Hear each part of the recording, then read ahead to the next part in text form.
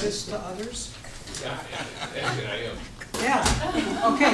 I could have, yes, I could have sworn that somehow the television is going, and I says, wait a minute. I just... So you're the first stranger to me that has ever mentioned it. Yes, no, it kind of jumped out at me. Well, that's great. Yes. I was the lighting bouncing off the head. Give him the autograph, Ron. What? So, for those of you who might not have been here last week, we began with this. I'll simply point this out for those of you can visit with your neighbor about it, which I asked, who were the most surprising Jews on the group, and we concluded, along with Marilyn Monroe and others, the most surprising Jew who isn't a Jew, who is a Jew, was a Lutheran, and that is Karl Marx, right? Okay, who was converted to the Lutheran faith in the early part, or his family converted, and he went out for the ride until he turned against all religion, which he did during his life. So, but I want to get back to and finish the green sheet for a moment. So here's the order. A little piece about the green sheet, and then to turn to the salmon one, evolving Jewish views of Jesus, which connects to the first one, obviously, when will they know the Messiah's come? And then, by way of conclusion, the blue sheet, which is new tonight, which I'm curious about. This is about 20 years old. 17 years old, to be precise. How many of you had ever seen it? So we'll get to that in just a moment. Because this is a statement from the ELCA. I guess we arrived here in 1983, and I'm guessing maybe by 85. Was that when the ALC and the LC? 1988. 88. Yes, I remember that quite. So that was 1988 when the two wings of the Lutheran communities, I guess Scandinavians and Germans, probably, sort of, maybe Philadelphia and Minnesota, decided to move to Chicago. We'll get to this, because this was actually a groundbreaking statement. I think one of the courageous statements in Jewish-Christian relations. It would be interesting to know what has happened to it. So, to go back for a moment, when will they know that the Messiah's arrived? We won't look at the early texts. You'll have to, if you weren't here, you'll have to catch up with your neighbor. But I do want to say a word and use it as an opportunity to talk about kind of the three branches or streams or denominations of Judaism here in America, all of which are transplants from their European experience, basically their German experience, because it was in Germany in the 19th century that the various modern ways of thinking about Judaism evolved into what we call today the Reform, the Conservative, and the Orthodox. Maybe you've heard those terms. Maybe a way to think about it that might kind of seem a little more obvious is that huge congregation on the corner of 24th and Hennepin, Temple Israel, is Reform. The big synagogue located on Highway 100 by St. Benilde's, you know that, is Conservative, Bethel.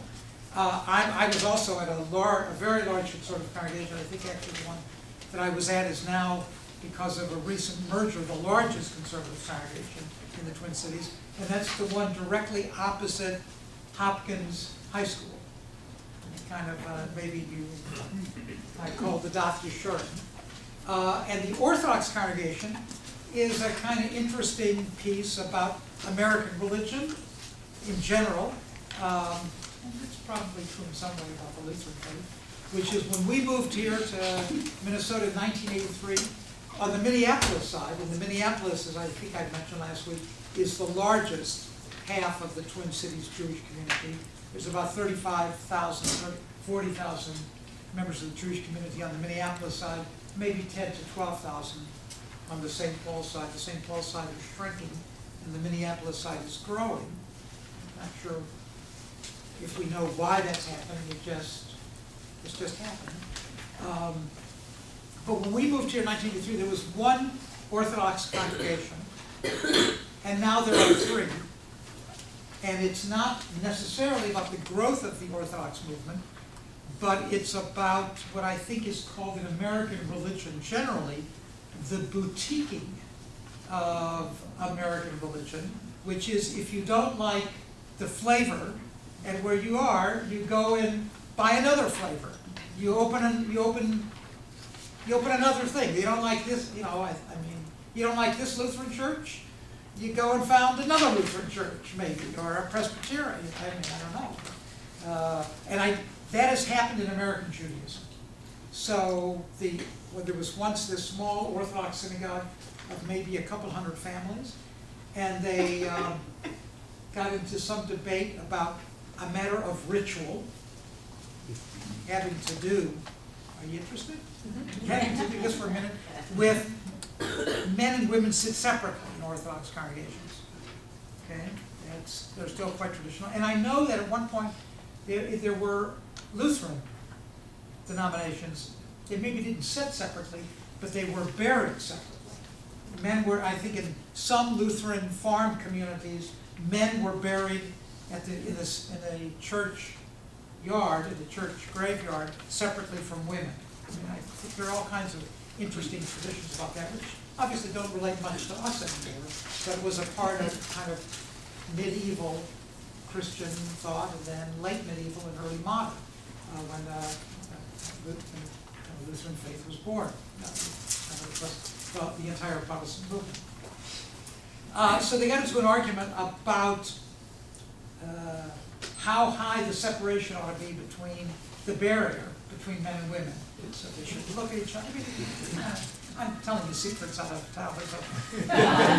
So they got into a discussion, and the result was that the people who didn't agree with that went to a different and created their own synagogue. And now there's another synagogue called kind of Beis Yisrael, which is located just kind of not all that far away from that. And this small little congregation has the women upstairs and the men downstairs. So they're really simple. And now another congregation decided they didn't like either the men in the front and the women in the back, which was the original way, or the women upstairs and the men downstairs. So they created one where the women and the men are separated, but side by side. So that's a kind of interesting piece about the Orthodox community, which is very traditional, very much committed to classic ways of living their life religiously.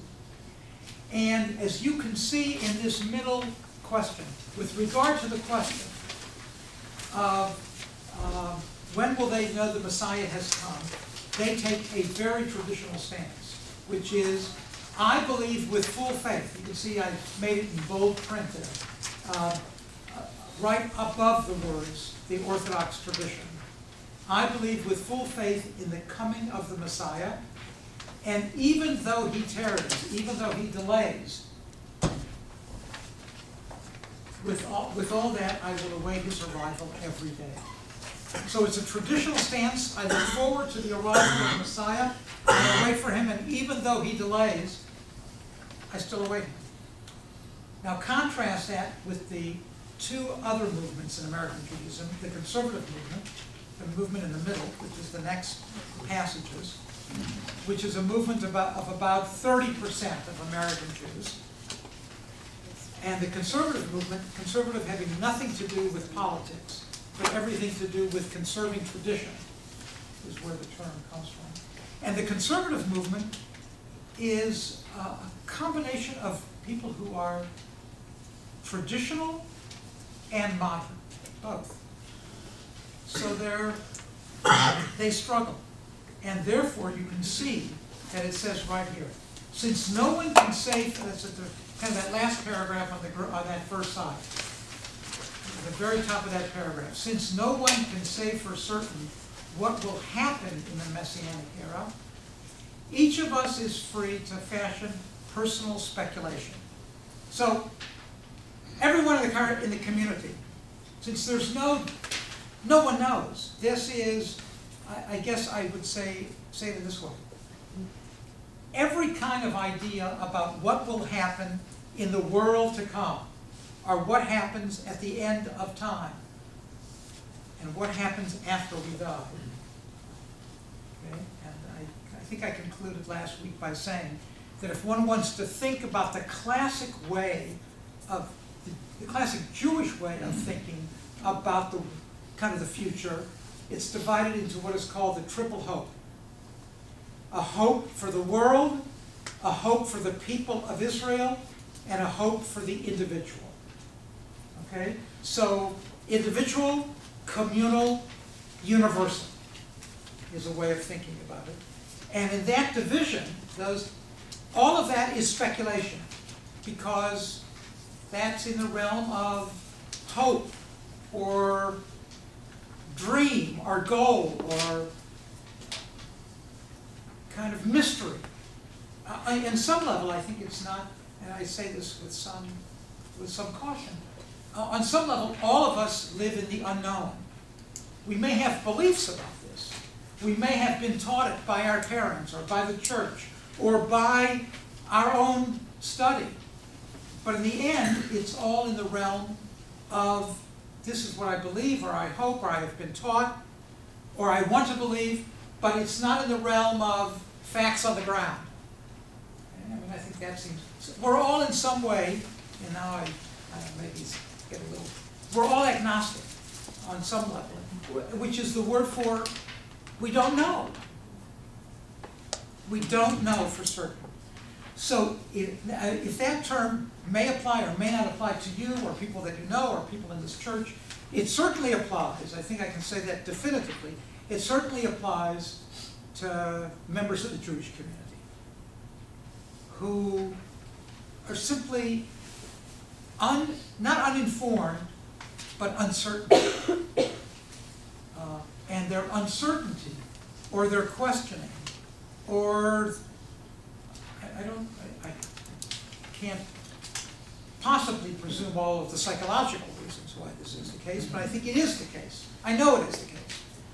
That people are uncertain, and yet they think about this triple hope of the universal, the corporate, and the individual. And there's a little paragraph. I want to just kind of get to one last piece of it, and that's to the last sentences of this first page. For the individual human being, so you can see that's about 3 lines from the bottom of that page. For the individual human being. So, to go back, for the universal, for the world, for the galaxy, for all of creation, the hope is that it will be a fulfillment of Isaiah's great dream that the world will return to the Garden of Eden, to the original hope for a world, as I said last week, a world in which planes will not drop out of the sky, in which there will be no more cancer, and no more AIDS, and no more heartbreak, and no more tragedy.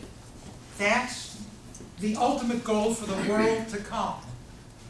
Will be a world at peace. No more wars, either between nations or between people, or between disease and ourselves. I mean, think, however one thinks about it, that's what kind of the universal aspect of thinking about it. And the classic ideal in the Jewish tradition is that at the end of days, the Jewish people would be gathered in their historic homeland at the end of days. Okay?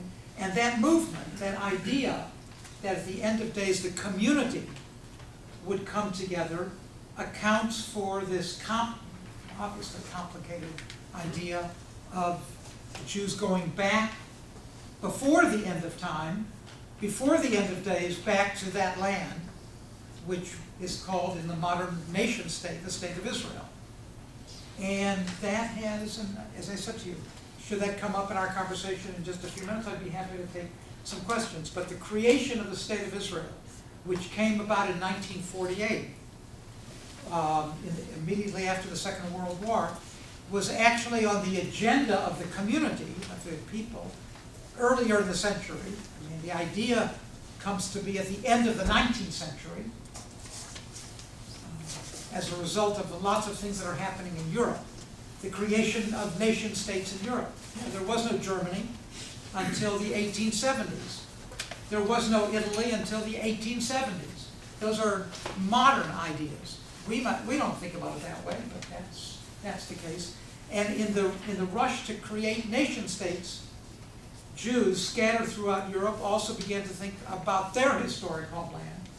And that's how Zionism, the dream of going back to that land, Jerusalem, the city on the mountain Zion, that's how Zionism comes to kind of be the term, begins to be developed. And it's obviously, as we know today, as this past week indicated, there's all kinds of complications in that between Israelis and Palestinians, between the idea of Israel and a Palestinian state, the Arab nations. It's beyond my ability to figure out. But it's a piece. So that's the second. But the third, which is the one that often people wonder about, is this last one. For the individual human being, this is the conservative movement, the movement in the middle says, we affirm that death does not mean extinction and oblivion. That death does not mean extinction and oblivion. We live on past death. That's what it says. In the tradition, this conviction about living on past death is articulated through two doctrines, two beliefs: bodily resurrection and the existence after death of the individual soul. Okay, so that's the classic view, and I could go on, but won't. But I'll be happy to say, I want to say just one word about it, and then I'll take plenty of questions about this and the reform and kind of, I guess say just this one word. How this gets developed and why it gets developed, and how modern people, that's I guess the most important thing, how modern people think about these questions is really intriguing and important. Here's all I would say about it, because I think people have all kinds of ideas about what does it mean that though I die, I live, or my identity lives, or I don't go out of existence. I don't face extinction. And exactly what that means and how that is to be understood is much in the realm of speculation. But here's what I would say. No matter how one interprets that, whether one believes it literally or one believes it, maybe I'll take the term, poetically, it's not an idea without importance. And here's my teacher, Neil Gilman, who just retired a couple years ago, in a very important book called The Death of Death. A very great term, The Death of Death, says, here's the most important idea about it. Whether you believe it literally, that you actually get your body back, and I'm already voting that if I get that, if this really does happen, I'm voting for George Clooney's body. So, I mean, my wife won't recognize me, but the beard and whatever. I'll tell her that in the next, whatever. Because, I mean, it does say a glorified body, doesn't it? So, I mean, that would be my vote, for me anyway. So, exactly what that means, here's what Neil Gilman says, which I think is the important piece. No matter how you think about it, we are our body, and we are not our body. And that's the most important teaching about it, which is we are our body, and it's impossible for any of us, it's impossible for you and it's impossible for me, to think of ourselves without our body. Okay? Not only that, says Rabbi Gilman, our body in vast ways determines our identity, who we are. So to come back for a minute, I think this is not a joke now. If I had George Clooney's body, I would be different. I'd look in the mirror and think of myself differently. I would have probably, or if I had Lady Gaga's body. I mean, if I were a woman, or Michael Jordan, both as if I had a black body. My identity and how I would have been treated in history and how my family would have been treated would have been vastly different and would have changed who I am.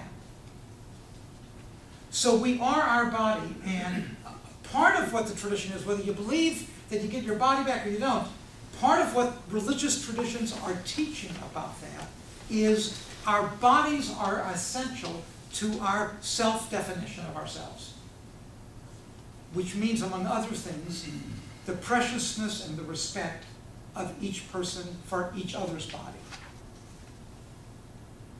Okay?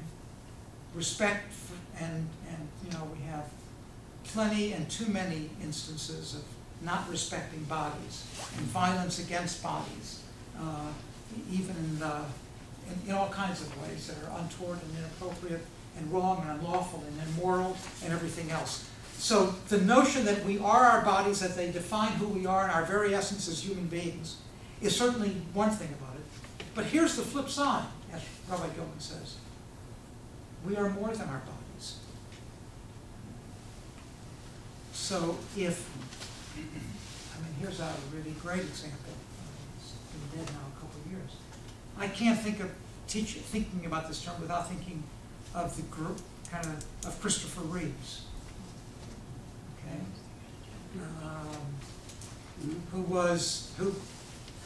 I guess I would say who played Superman and lived Superman at the end of his life. Okay? Yeah, in a kind of crazy way in which life imitates art. Kind of way.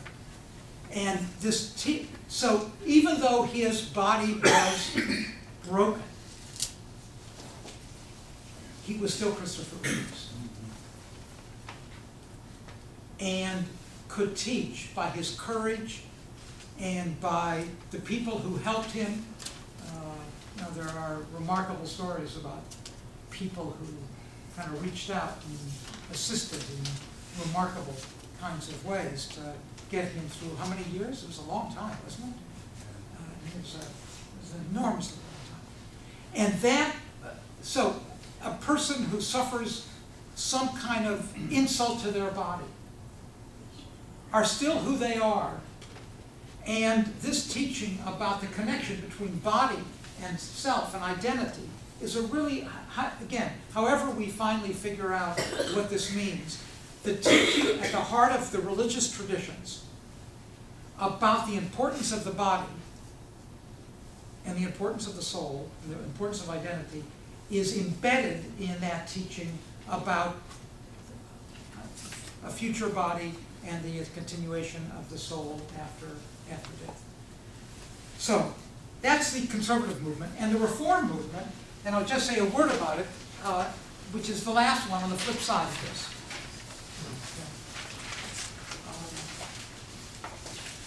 So here's the thing that's in some ways, the most interesting about the reform movement. The reform movement is the movement which has grown the most in America in the recent past. It now is the largest movement in American Judaism, comprising about 40% of the American Jewish population. There are, by the way, some percentage that are not affiliated at all. They're just not members, okay, of communities, just like there are unchurched in America. But the reform movement has grown, and over its long history in this country, it has issued a series of official statements, not unlike other denominations in American Christianity. And this is from the most recent one of 1999. And you don't have to read all of it. I'll simply say the following. You can read it on your own. Which is a long time ago, and in some ways consistent with that long ago view that they take today. They essentially say, we have given up hope that the idea of a personal Messiah has meaning for the contemporary world. We believe in the coming of a better age. But we no longer look forward. I think the way they speak of it here in the document, we do not look forward to a Redeemer, but we do look forward to redemption. Okay? We do not look forward to a personal Redeemer. And we don't understand and no longer can value that classic teaching. But we do anticipate that with our work and the work of other good people of good value, we can make the world a better place. We can help bring redemption to the world by how we act and what we do. So it's a very different kind of idea from the Orthodox position, to be sure, and even in some ways from the agnostic view, I think we might say, of the conservative movement, the uncertainty of the conservative movement. The Reform movement knows, or has given up hope in the idea of a personal Redeemer and wants to speak. So I'll put that aside for a moment, because that in some way does lead directly to the next question that was asked in that sheet that was handed out, and that is, so what do Jews think? And what have Jews thought about Jesus?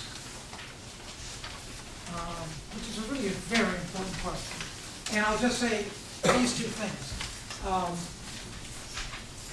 think I brought one of the books last week. Now I was cognizant enough to bring the second and just bring it in so I can just hold them up for you. So there are many revolutions that have happened. I would say the following. I think I might have said last week. There are many revolutions, including the fact that here I am at a Lutheran church for the second week. I mean, that was unheard of 40 years ago, or maybe 30. And there are many other revolutions. One of them is that a book like this, Jesus Through Jewish Eyes, would be published, in which the subtitle is Rabbis and Scholars Engage an Ancient Brother in a New Conversation. Rabbis and scholars, rabbis, the Hebrew word for teacher. Okay? Rabbis and scholars engage an ancient brother in a new conversation. I'm going to look at one chapter of this book, the first chapter, which is a very important historical chapter and responds in some ways to the question I was asked. How have Jews thought about Jesus over time? Which is another way of saying, why the split? What accounts for the fact that if these two communities were once one, why are they not one anymore? What occasioned the argument or the disagreement, or in some ways the difficult history that existed, that accounts for the fact, what was it that didn't work or didn't? So that's one thing, and I'll get to that in just a second. And the author of that chapter that we're going to look at has a brand new book, just came out maybe a year and a half or 2 years ago. His name is Michael Cook, just like the chef, C-O-O-K, who is kind of most important scholar today in the American Jewish community, certainly one of them, working on the question of the relationship between Judaism and Christianity. And there are many, many people fascinated and intrigued and captivated and working on this question. So, and his book, which is in some ways even more astounding than Jesus Through Jewish Eyes, is this: Modern Jews engage the New Testament. Since the New Testament is not part of the Bible that Jews use, right? It's part of the Christian Bible, but not part of the Bible that you'd find in the synagogue when you walk in. What you'd find in a synagogue when you walk in and picked up the Bible is you'd find, well, you'd find more, but you'd find, yes, the 5 books is the most important piece, and the piece that you would find at the synagogue pews, that's correct, absolutely, because that's what's read on Saturday morning. But what we would call the Hebrew Bible, which Christians call the Old Testament. Now, they're not exactly identical, by the way. I mean, the Old Testament of Christianity and the Hebrew Bible of the Jewish tradition are not exactly identical.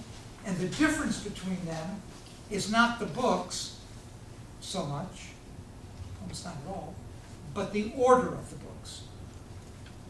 When the church took the Hebrew Bible and used it for their faith, they changed the order because that was important in terms of trying to kind of understand it. So, I'll come to that in a second. So, what does classic Judaism say about Jesus?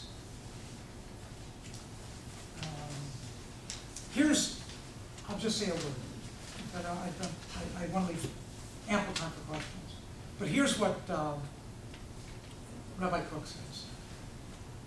It's almost impossible to know what Jews of Jesus' time thought about him. And it's almost impossible to know what Jews 100 years after Jesus thought of him. Or 200 years, or 500 years.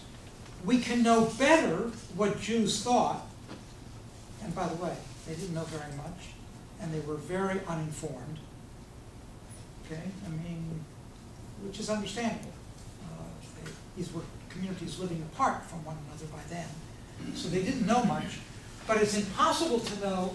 I mean, if Jesus is crucified, as we think, in the year 30 or 31, and I'm just going to put down the year 70, which is the year, so in the year, if the year 0 is simply a made-up, which it is, or kind of just a start the calendar again, you know, push it begin, okay? So Jesus is crucified in the year 30 or 31. The Jewish community rises in revolt against Rome and is vanquished in 70 and then again for good sometime between 132 and 135. Okay? And says Rabbi Cook, it's almost impossible for a variety of reasons. He used the term a variety of curtains have fallen. That we don't have access. Different time, first of all. We don't, how do we know? We didn't have video cameras. We didn't have reporting. Different languages, different, I mean, you all play the game telephone? Okay. There's no recording of this in the way in which today we know about instant communication and everything. And here's the other thing. I mean, I know that this often sounds strange when I say this in a Christian community. The Romans were known to crucify thousands of people on a day. We know that in the middle of this period of time, the Romans were proud to say they had crucified 10,000 Jews. When they vanquished. Well, not for the Jesus community, the community that believed that Jesus was the foretold Messiah of the Jewish tradition, but for the Jewish community which didn't believe it. Okay? One more crucifixion wasn't memorable to them because there were 10,000 others, if you can kind of think about it in that way. For the Jesus community, for those who believed that Jesus was the foretold Messiah, that one crucifixion meant everything about their life and their hope and their trust in the world. But for the Jewish community of the time, he was one more victim of Roman injustice. Okay? I mean, I think that's one way of thinking about it. And so it's impossible, for a variety of reasons, to get very much access to what Jews believed in the earliest books that are finally published. Published is a kind of iffy word here, but let's use the word, because by the 5th or 6th century, some of the basic texts of Judaism are in some kind of form, not printed, obviously, because the printing press isn't invented until the 15th century, 14th century, but published, handwritten, I guess is the word. And there are some references, and as I said to you, they are universally uninformed. They don't know beans about Jesus. They say he had 5 disciples, as opposed to 12. Probably because the classic rabbinic idea was that the master had 5 disciples, not 12 apostles. Okay, so they said this Jesus had 5. They confused Mary, his mother, and Mary Magdalene. Not a mistake that's unusual even to modern Jews, okay, who simply don't know these stories, don't know the narratives, don't know the history. So they just, oh, Mary, you know, like it's unimportant. It's vitally important. So a lot they don't know. In the Middle Ages, so that, and just fast forward because I want to get to the modern time. In the Middle Ages, I'm always embarrassed to say this, but history and truth requires that I say it. In the New Testament it says, you shall say the truth, and the truth shall set you free. So it's important to say that in the Middle Ages, in the most terrible of times for this community, some wrote parodies of Jesus. They didn't have much else to do to defend themselves, so they used the weapon of the pen. Okay? It's an uncomfortable moment that I think has to be acknowledged if one is to be honest. Okay? Didn't have much influence, doesn't have any contemporary influence or import whatsoever, but as a fact, it's important to recognize. And then in the modern world, beginning in the 18th century, which ought to concern us more, and the 21st century especially, Jesus has been retrieved by the Jewish community. Doesn't mean that Jews have become Christians, but Jesus has been, I guess I would say, engaged. And there are lots of ways of thinking about it. If I had another 2 sessions, I would have devoted one just to a PowerPoint presentation that I use, which shows the way Jesus and the crucifixion have come to inform how Jews think about the 20th century. And I would say the following: some of you might know that, because if any of you have been to Chicago and to the Art Institute, there's a world-famous painting at the Art Institute in Chicago called White Crucifixion, done by Marc Chagall. And it's an enormously powerful, evocative. Marc Chagall, the great Lithuanian, French, Jewish artist. Probably know his people flying through the beautiful pastel colors. It's quite extraordinary. He took the image of Jesus and Jesus crucified as the quintessential image of the Jewish people crucified by Hitler. Leave it at that. But he's lost his family. He was from Vitebsk in White Russia. And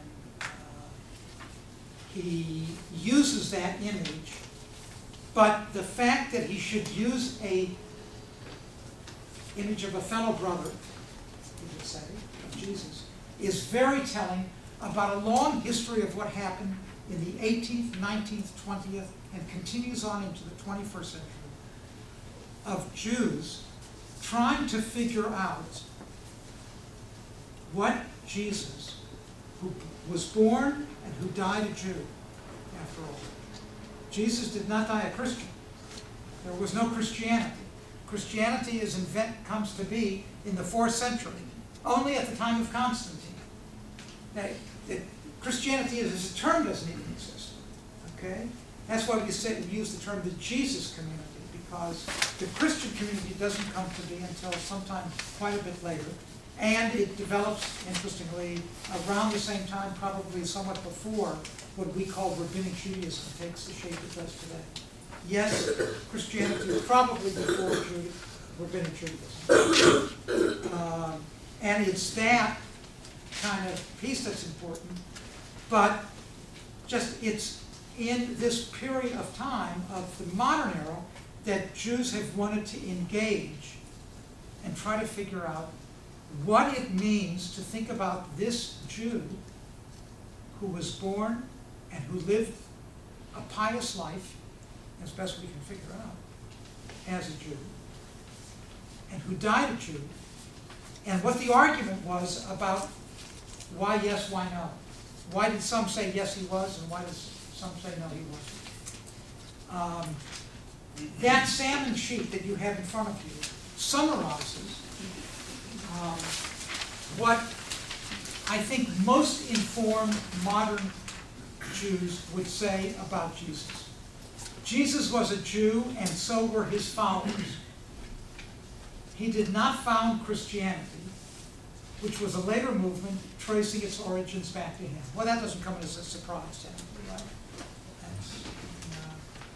That's, the Christian, maybe we might say that Christianity, in the way in which we understand it, probably can't even be traced back in terms of its origin, of calling it Christianity, to Paul. Well, that's often the way early Jews thought about it. That's certainly the way they thought about it in the 18th century, the 19th century. In the 18th, 19th century, they thought Jesus was good, and they thought all the stuff that they didn't like about Christianity was Paul's fault. You know, I mean, but here's what what we call Christianity probably comes to be called, in the way in which we come to call it, in the 4th century. 3rd century, 4th. Probably the 300s. Probably at the right time of Constantine, when Constantine converts to Christianity. Okay? So what is that, 381. Which is complicated, because Constantine has this vision, whether he actually has it or it's a piece of mythology is unclear to historians, but he has this vision. He sees a cross, he sees a sword in the sky, you know, a cross and a sword kind of look similar, right, in a little way, and he says, under this sign conquer, in hoc signo vinces, okay, in Latin, and he converts his army and he converts himself. It's an important kind of moment in the history of the formation. But historians often trace the beginning of what we call today Christianity back to that. Okay. So Jesus was a Jew, and so were his followers. 2, Jesus behaved as a Jew. And that's one of the things that I think most scholars would agree today. As opposed to the way, and as opposed to the way it's depicted in the New Testament, which is Jesus at war with the Pharisees, and Jesus at war with Jewish tradition. Scholars today believe that that wasn't the case, that Jesus was an observant Jew. He might have pushed the envelope, because he wanted to challenge the authorities, because he didn't like what he saw. But to think of himself in opposition to is probably wrong, and that leads me to just, and then we'll come to the last one. So what explains if the fact that 2 is correct by scholarly view, that Jesus was a Jew, died a Jew, and behaved as a Jew, was a traditional Jew? What explains the fact that in the middle of, for example, of the book of Matthew, just choose an easy target here. In the book of Matthew, chapter 22, maybe 23, help me out here, there is this long kind of monologue by Jesus about how bad the Pharisees are. It really beats up on the Pharisees, which he probably was himself a Pharisee, which simply means a person who's traditional. I know Pharisees get a bad name, but it's probably, here's why they get a bad name. So when are the books of the New Testament written? When is what is the oldest book of the New Testament? And when is it written? Jesus is crucified in the year 30. The first book about him is the book of Mark, 55 to 60. Uh-oh. So we're about 25 to 30 years after his death when the first book about him gets written. And then some argument, but probably Matthew is next, or maybe Luke. Okay? Okay, so you got maybe 60 to 70, 60 to 80, who knows? Something around that. Those 3 books, so that Mark and Luke, Mark, Luke, and Matthew are linked together. I mean, I probably all studied this. They're called the Synoptic Gospels. They all relate to one another. There's probably a kind of something off that they were all also using besides the book of Mark. I mean, this is kind of all in this interesting history that's been uncovered in the 20th century about it. But here's the fact. Here's the piece that's important for our conversation. What's important for our conversation is that these books are written by believers in Jesus as the foretold Messiah, and they are trying to convince others. So they're not writing history as much as they are writing faith documents. Okay? Their goal is not to record history. Their goal is to recruit believers. That's what they're about. They want to spread the word, for God's sake. Okay? So in so doing, they know that there are some people who don't believe, who are called Jews. Okay?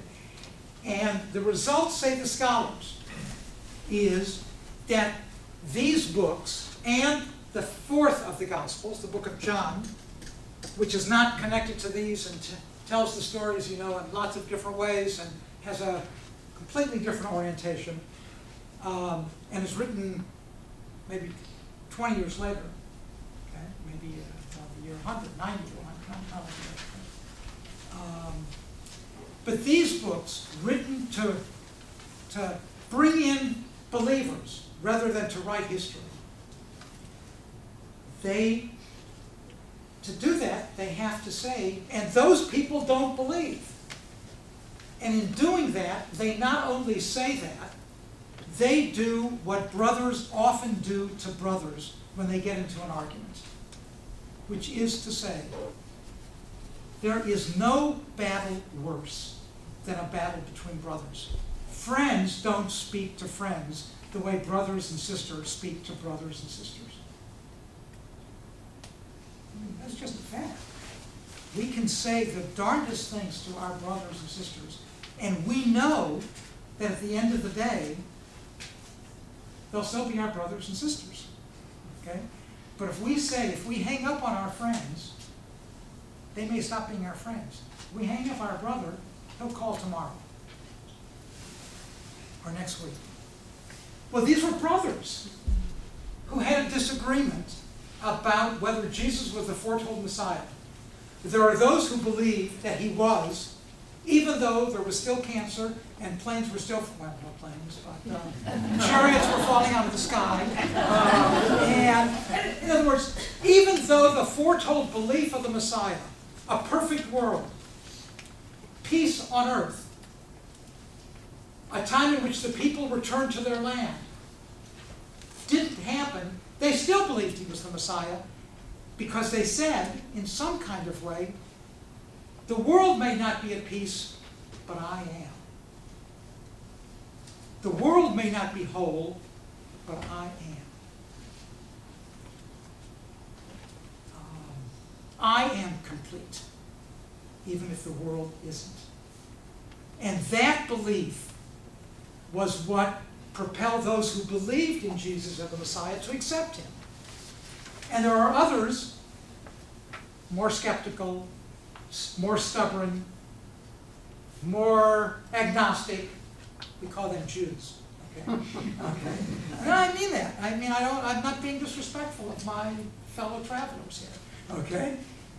More skeptical, more uncertain, more looking at the world and say, wait a minute, the world still looks kind of like it's unglued. Okay.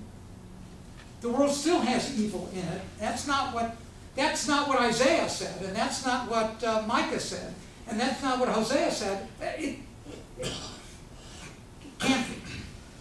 So that's the argument. So when they're writing the New Testament, those who believe that he was and those who believe that he was were writing books trying to convince others that he was, mostly Gentiles by this time, and they turn and write as the enemy of the book. This is what scholars say. They depict the enemy of the book as the Jew. And that's how the Jew comes off, especially in the book of John, as the bad guy, where he really comes off where the Jew really comes off as the bad guy. You know, I mean, I think if you probably don't read all those kind of uncomfortable sections here, but they have difficult passages. So they do. So look, now to go back.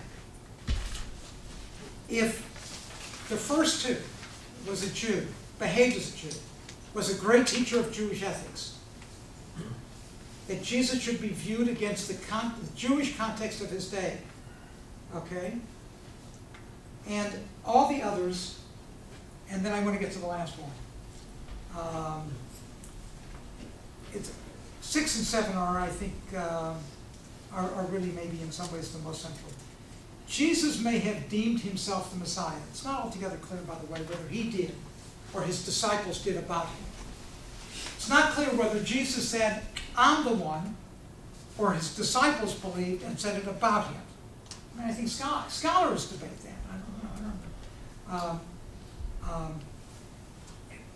And, says Michael Cook, from the standpoint of the Jewish tradition, this is just what I said, from the standpoint of the Jewish tradition, he did not bring about what was expected of the Jewish Messiah, namely independence for Palestine from Romans, together with the restoration of the Golden Age. Okay? And then finally, the issue of the crucifixion, which I just want to say a word about, because that's in some ways really critical and not so exactly what Jewish involvement was in the crucifixion, the charges, the trial, and the crucifixion of Christ, is a question that scholars debate to this very day. I think in sum total, here's what scholarship would say. I know what the faith community says. And by the way, the faith community would say, I mean, for example, what Matthew says, to take the most powerful of all of them, what the book of Matthew says is that the Jews are responsible for the death of Jesus, and they say, his death be upon us and upon our children for all time. Now that's in the book of Matthew. And that statement, it only appears, by the way, in the book of Matthew. It doesn't appear in the other Gospels. Okay?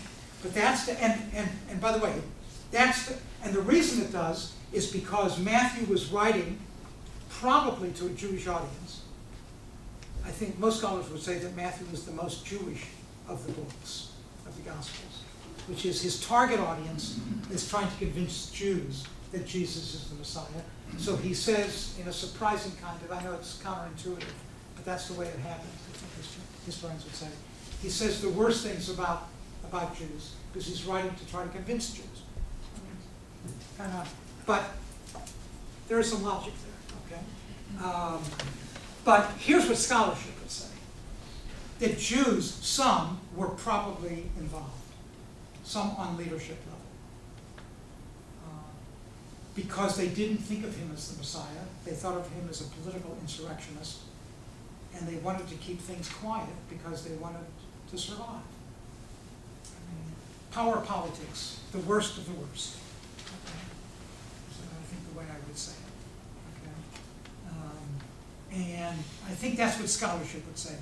But what happens to the charge, and that's the piece that's more important, whether some Jews were involved or just some leadership, probably just leadership, not clear. Okay, they weren't elected, it was self-appointed. But whatever happened, the charge that the Jews are responsible for the death of Christ haunts the Jewish people through history. And it's not, and now I come to this last statement, which is the Lutheran document that I want to end with, and I'll take your question. Okay. The charge that Jews are responsible for the death of Christ haunts the Jewish people, as you know, in history. So it's not an accident that in the immediate aftermath of the Second World War and the devastation that we call by various names, the Holocaust or the Shoah or whatever, the first official declaration to the Jewish people, the first official one, comes from Rome, from the Vatican. Very important moment in history. And so it's okay to talk about the Pope here.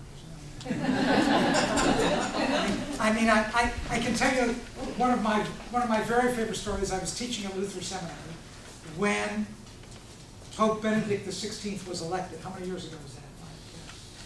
4 or 5 or 6 years ago? I don't know. And I was in a meeting, and somebody walked in and said, in the Latin, in the Latin, after they finally elect the Pope, someone walks in and says, in Latin, I don't speak Latin, we have a new Pope, whatever the term is. So somebody walks in and says in Latin, we have a new Pope. To which the people around the table look up, and one of the professors, say, what do you mean we?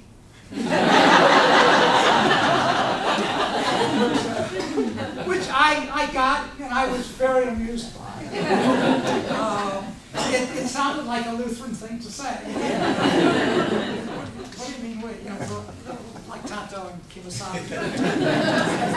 As you know that joke, right? But here's the point. In the 1960s, in a quite remarkable moment of great courage, 1965, by then he was already dead, about 2 years, but it was the result of the work of a bishop, an archbishop, named John the 23rd.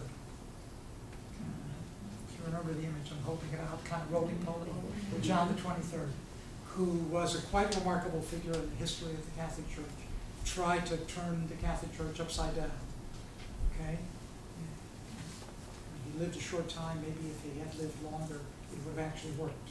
And I think it would have, frankly, in some ways it would have been better had he lived longer and would have been able to succeed as he wanted to say. He said, his words were, I want to open and bring some fresh air into the church. Now, those were his words, not mine.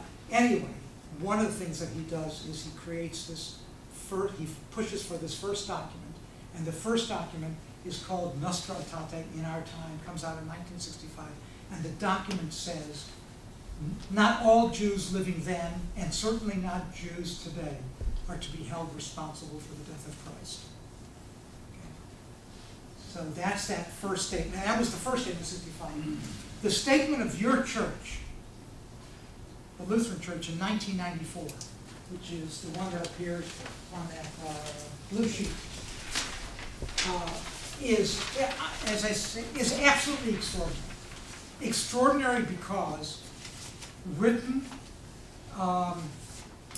by and presented in 1994 to the, I think it was a biannual, is it kind of a biannual meeting of the National Church, something like that, okay? And you can find this on the internet, you can find the commentaries on it as well. I just want to look at one paragraph and kind of, okay. In the long history of Christianity, there exists no more tragic development than the treatment accorded the Jewish people on the part of Christian believers. Very few Christian communities of faith were able to escape the contagion, an interesting word, a medical word, the contagion of anti-Judaism and its modern successor, anti-Semitism. So anti-Judaism is this term used by scholarship to speak about what happened in the long history of the church in the Middle Ages, which is this teaching that only Christianity was true and salvation could only come through the church, and Judaism, what is okay to say in the church, was damned. Now that's anti-Judaism, and there's a long history, and it would be worth, if we had a third session, to be able to explore that. But anti-Judaism and its modern successor, anti-Semitism, which is hatred of the Jewish people as opposed to hatred of the Jewish faith. And there's a long history of that, okay?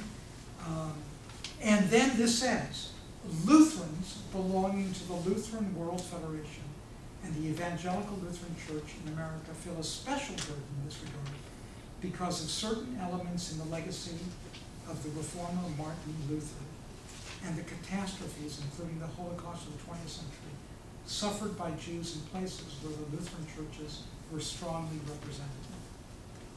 Which is a way of saying, how in the heck in the middle of Germany,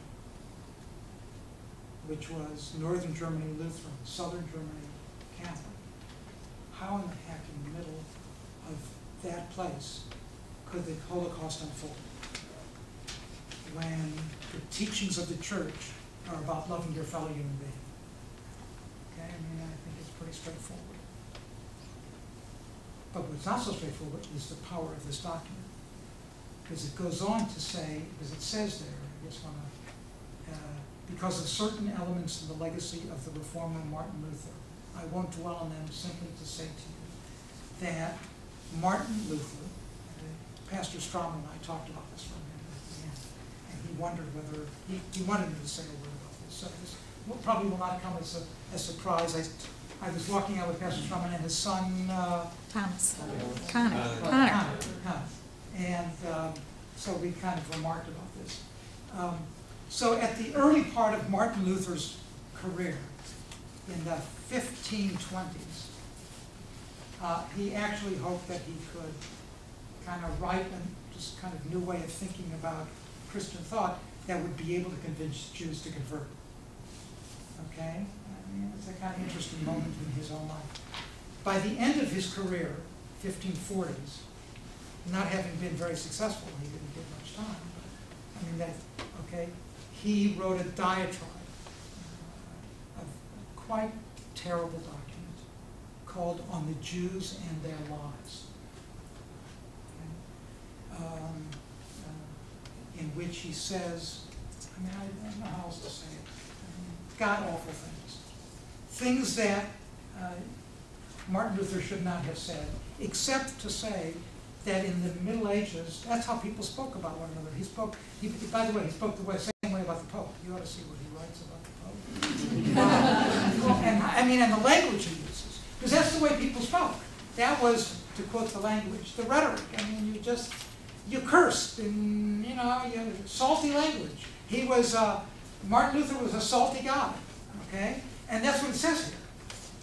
In the spirit, third paragraph, in the spirit of that truth-telling, we who bear his name, we Lutherans, and heritage, must with pain also acknowledge Luther's anti-Judaic diatribes and the violent recommendations of his later writings against the Jews. In the 1540s, when he writes on the Jews and their lives, he suggests enslaving the Jews, burning their synagogues and their homes. I mean, all kinds of terrible stuff. He didn't have the power to do anything, and nothing happened as a result of it. And critics of him at the time, as it says, criticized him for doing it. Okay? So he wrote words. Okay? That happened. Okay? So, and it didn't have much consequence until a guy named Adolf Hitler came along. who appropriated, who knew about it. I don't know if he particularly knew about it, but he knew people who knew about it, and who used this to say, I mean, there's a famous moment in the Holocaust history in which the Lutheran bishops walk in and say to Hitler, what are you planning on doing to the Jews? And he said, I'm planning on doing to them what you've been writing about for the last 400 years. That's baloney. No one, I mean, Martin Luther may have said words of excess, but no one in the Christian church recommended doing what Hitler did. No one. It's not simply not true. But Hitler used Martin Luther for his own evil purposes. I think that's the way of thinking about it. And what this remarkable document, and what I mean by when I say remarkable, that the Lutheran Church, that your church should publish this. Insofar as I understand, in 1994, soon after it was published, it was read in all Lutheran churches across the nation as a way of kind of acknowledging and moving forward. And I would say, and since then, in the year 2000, they issued this table talk, using Martin Luther's famous language, to have this conversation between Christians and Jews. Churches and synagogues have come together and had these dialogues. 2 years ago, my good friend down at Gustavus Adolphus, Daryl Chodak, was the editor of, brought together a bunch of Lutheran scholars to publish a book called Covenantal Conversations about Lutherans and Jews and conversation with one another. So there's an enormous amount that's been done. But this document started it. And other denominations in the Christian church have followed the lead led by your church. And that's, I think, enormously impressive. And can I take just one question? Is it all right? Yes. I'm not sure if it's really a question, but I find it interesting. The history of the bad history that's occurred between Christianity and Judaism. And I understand that a lot of it is based upon Christians blaming the Jews for the death of Jesus. But in reality, in my faith, if Jesus had not died, then I wouldn't be, so I guess I'm trying to understand why there is that. Yes, I mean, I think, and by the way, I think quite clearly, all the original documents, including, by the way, Nostra Aetate, this original document from the Catholic Church, says, besides which, it says kind of something just like that, we have to realize this was the grand design of history, for this to happen in this way. So for us to have turned around and removed our responsibility. I think there's a lot of things. One of the things I'm told today is that often the way of thinking about the crucifixion is to think about the way in which not living the life that Jesus would have wanted his followers to, is to crucify him every day, okay, or is in some kind of poetic or metaphorical kind of way. So yeah, I think you're quite right. I think that's, but go figure. Thankfully we live in the 21st century and not in the 15th. All those in favor of happy to be in the 21st century, raise your hand. Let's put it this way. I hope I'm happy that we live in the 21st century. Probably, as most would say, the 20th was probably the worst. And so on some level, we're glad we're out of the 20th century. Let's hope the 21st is better. Yes? Yeah, I may be only speaking for myself, but I suspect I'm not. I remember when this came out, and I remember being kind of surprised, like, the Jews think we hold it against them that Jesus was crucified? That's, even if people did 300 years ago, it's like, that wasn't the way I was raised. Maybe it's because they were raised after World War II, after the Holocaust. To me, there was anti-Semitism in the world, and there was lots of reasons for it, none of which were probably even good. But one of them, in my mind, wasn't that they killed Jesus. And so I was kind of surprised when this came out. I thought, well, if the Jews have been carrying this burden for all these years, thinking that the rest of the world blames them for it, then maybe this is a good statement. But, well, I didn't see a need for it from the standpoint of how I, as a Christian, looked at Jews, I'm not sitting there, all I could think was, and don't take this wrong, the Jews need to have a shorter memory. Yeah, so, And it gets back to the whole Middle East situation. In my mind, we can go on forever retaliating and getting revenge, and you'll have hell and war forever. yeah, absolutely. I mean, I think, here's the way I would say it. So, I had a very good friend, died a couple years ago. Maybe some of you will recall his name, Bishop Jim Shannon, who used to, he was at one time a quite notable public figure. At one point he was a Catholic bishop who then kind of never left the church, but sort of left the hierarchy, and eventually he directed the General Mills Foundation and a couple of other things. So one day Jim calls me and says, Barry, I was just down in Rochester for my annual checkup at the Mayo Clinic, and they just told me they have discovered a new form of, kind of dementia, which is called Irish dementia. So what is Irish dementia? Irish dementia is you forget everything but the grudges. And I said to Jim, that's Jewish. And I agree 100% with it. But here's the problem. I mean, I think you're absolutely right. I think the question which the Jewish community might say, all right, so do me a favor. Amend the book of Matthew for me. Okay? The problem is, I don't mean that. Because I don't believe in rewriting history or books. Only the communists did that, okay, or did that. And so I'm not in favor of that.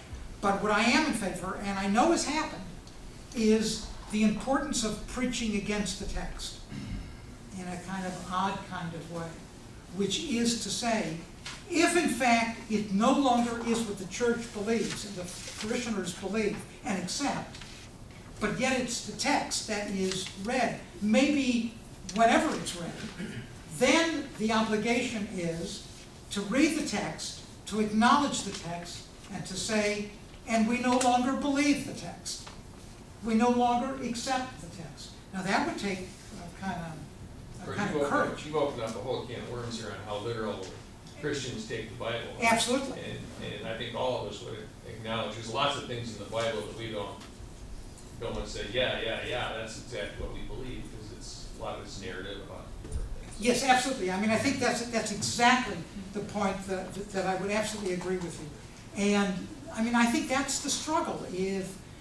And the Christian tradition has, like the Jewish tradition, an entire hermeneutical tradition, an entire commentary tradition to say, yes, we have the text, but we also can speak against the text when the text no longer reflects, whether it's about abortion, or it's about the death penalty, or it's about homosexuality, or whatever. All of those contemporary issues, I can remember in the first time that homosexuality issued as a big deal in the when was that? In the 1980s, and there was a magazine, a Christian magazine, which on the cover says, "What does Jesus say about homosexuality? See pages 18 and 19." And you opened up the magazine to pages 18 and 19, and they were totally blank. Right, exactly. And it was a statement about the way in which people use this stuff essentially using the text for political purposes. I mean, I think that's exactly right. Yes? Well, I think as far as not necessarily rewriting the Gospels, I think as far as the Jews taking the weight of Christ's crucifixion, I think it's more of a matter of what does the Jewish community subscribe to? Do they still subscribe to that belief that we gave Jesus up for crucifixion, or do we disown that? Yes. Because Jesus' word was, if in fact the Jews did give him up for crucifixion, his words were, forgive your enemies. Yes. And that was his code of conduct. So, whether or not that declaration was necessary or not, a true believer of Christ would forgive his enemies. Yeah. My question would be, what would the view of the modern Jewish community, do they still subscribe to that or not? Yes, I think that's absolutely right, and I think the overwhelming view would be embarrassment, shame, disrepute of those, whoever they were, who were involved from the standpoint of Jewish leadership and the Jewish community in that process. Absolutely. And I think there's no question in my mind that would represent the overwhelming view of Reform and conservative, and to the degree that Orthodox Jews kind of get outside of their own bubble and actually approach these questions, which is pretty rare, by the way, for them. And I don't say that disrespectfully. They're just not engaged. Yeah, absolutely. Yes, you get the last comment or question. Being that Jews have been persecuted over so many hundreds of years, how can the Israelis continue to do the same thing that the Palestinians? Yeah, that's. I can't agree with you more. That whatever, and I will say this. Last night, on the Macalester campus, we had a guest speaker come. There's a new organization in the Jewish community based in Washington called J Street, which is actually a very clever name. And this is a lobbying organization to essentially push forward what they believe. I happen to agree with them, and I believe that vast members of the Jewish community agree with them too, to push forward a two-state solution, a state for a Palestinian state and an Israeli state, to move away from and give up those settlements on the West Bank, to return them, to kind of do the hard work of trying to figure out the land swaps and the political stuff that needs to happen. And to do that in the name, this is J Street, to do that in the name of the principles of prophetic biblical Judaism. And to realize that what has happened and how it's unfolded is a detriment not only to kind of the future of Israel, but also to the future of the understanding of what the Jewish faith speaks for. And what I will say is that this issue has been intractable. I think the wrongs are legion on both sides of these questions. And people use politics for their own purposes and use conflict for their both purposes on both sides of this. If I knew how to resolve this, I'd have the Nobel Prize for peace. I don't. My mother was born in Palestine. My mother was born in 1907 in Palestine, in Jerusalem. Came here as a 12-year-old in 1919. And so my roots go back to that land in a very kind of earthy kind of way. But what has happened is, I think, awful, and there needs to be some way of trying to figure out how to help these two communities, which have been living with this since 1967. So now it is 45 years, right? Is that right? 45 years to get off the mark. I don't know whether what happened this week and the exchange between is good or bad. What I do know in politics is things are never like this. They're never like they seem. I mean, they're always the opposite. So every minute you get good news, I say to myself, oh, this must be bad news. I don't know. But I want to hope. I mean, here's what I would say by way of conclusion. I think, there's a famous Jewish philosopher who talks about kind of what does it mean, what can Jews gain from Christianity and what can Christians gain from Judaism. I would say what I can gain most from Christianity and from you is a sense of hope and belief about the betterness of the world.